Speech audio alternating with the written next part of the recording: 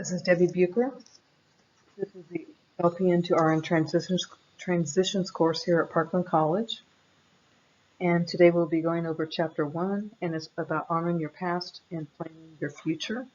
And I just want to say welcome to all of you who have made the decision to be able to continue on your educational journey and receiving your RN degree.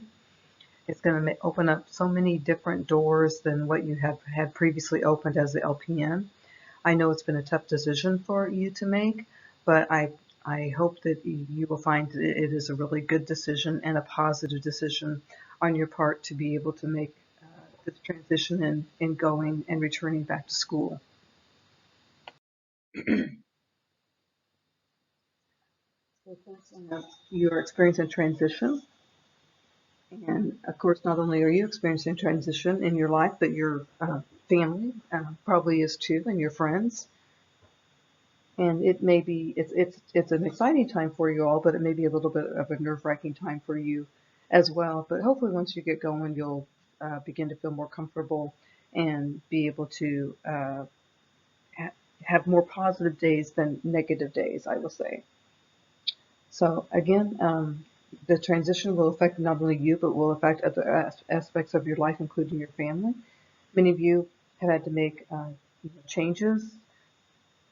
Maybe had to get childcare for your children if you have been staying at home for the most part, or maybe getting together with somebody and freezing meals to make meals ahead of time to help, with your family. But there's many decisions that you had to make before you, made this change in your life of continuing on in school. Some big changes, some changes. So in adult learning, there are 6 assumptions. We need to know why we need to know what it is we're learning and why is it important. And most adults would like to have a say in what and how they learn. And our past experiences, our past life experiences, our past educational and work life experiences also will affect how we learn now. Hopefully we can use these experiences to help be problem solvers for ourselves and use that experience for good. And hopefully we are also motivated to learn by our different problems or things that we've run across to in our lifetime we can learn from. So of course, key to you being successful in this program, of course, is the ability to believe in yourself, and also to pick up your bootstraps, and when you've had a bad day, you'll continue on and do better the next day. You see it as a challenge, and you are able to give forth the effort that you need to do in order to meet this accomplishment that you have for yourself. And you've all made the decision to go back to school, and I wonder what has played into that fact of why is it that you've made the decision to return to school? Is it economic factors? Is it you want to further your career? You just have a personal desire to continue your education?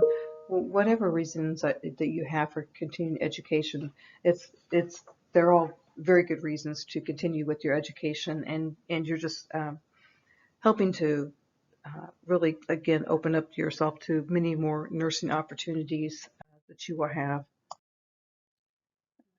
And again, you have your experiential resume, which is your timeline of your education and your different jobs you've done and any prior learning that you've had.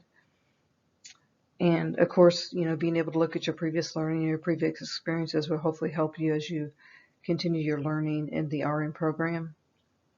And change is ever constant, so it's a good idea, but many of you are probably already aware that change is pretty constant. And so you always have to be always ready for the unexpected, it seems like. So, but your past learning and accomplishments will help you with this learning and accomplishments as well.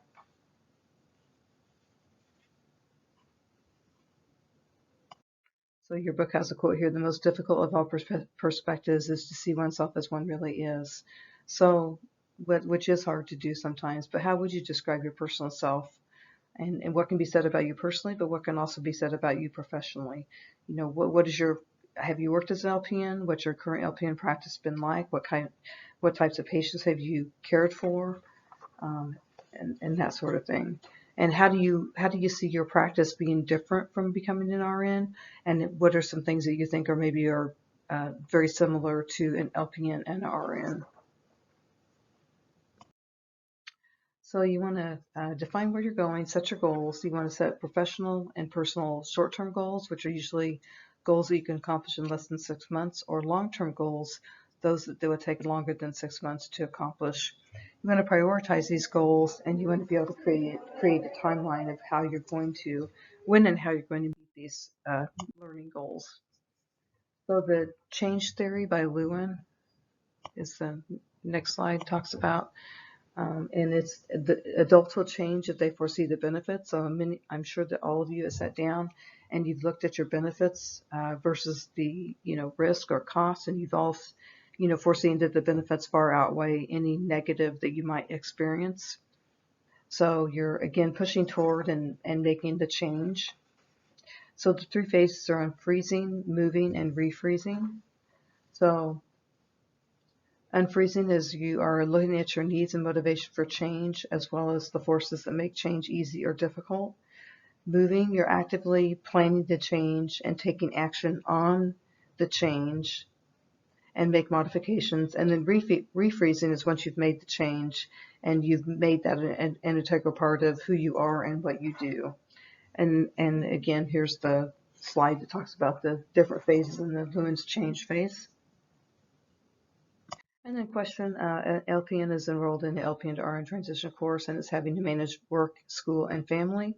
Many of you, I'm sure, are doing the same thing. The LPN is freezing food and asking family members to help babysit. Which stage of the change theory is this LPN experiencing? And it's 4 in the moving phase. She's already making the changes. So you can see the different types of change here: coercive, emulative, endocrinizing, interactive, natural, social, technocratic, and planned change. So you can take a look at those, each of the definitions in your book with regards to those different types of changes. Hopefully the changes you guys are experiencing have not been coercive, but they've been planned and maybe making the changes because of your interactions within the society. And maybe even there are some threats as to why you are making the change too. Maybe you're wanting to do better financially, and you are concerned about that. Maybe that's prompted you to make the change as well. So you must always continually assess and reassess, and reflect upon your not only on your personal life, but on your professional life as well. And you all have done that. You all have reflected and decided you are ready to make this major change in your life to continue your education. And maybe you could think back to look at some ways you've already engaged in lifelong learning, which of course you are doing that as well. So that concludes Chapter 1 of the LPN to RN Transitions course.